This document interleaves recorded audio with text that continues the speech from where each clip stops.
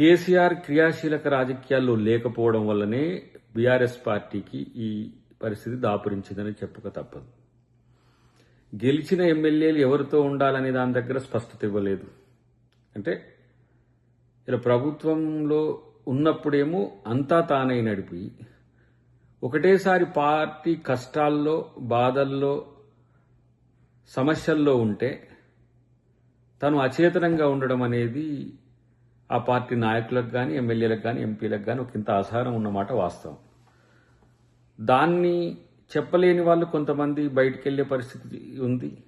కొంతమంది బయటికి వెళ్ళిండ్రు, కాంగ్రెస్తోనే ఉన్నారా లేకపోతే ఇతరత్ర ఆలోచనలు ఉన్నారా అనే విషయం పక్కన పెడితే, ఇప్పుడు వాళ్లకు స్పీకర్ యొక్క పాత్ర మీద అనుమానం లేకపోతే స్పీకర్ యొక్క తీరు మీద అవమానం చేయడం అనేది ఒక రివాజ్గా పెట్టుకున్నప్పటికి కూడా స్పీకర్ నిర్ణయాన్ని మీరు ప్రశ్నించేటప్పుడు ఒక రాజకీయ పక్షంగా కేసీఆర్ నిర్ణయాన్ని కూడా మీరు ఆలోచించండి.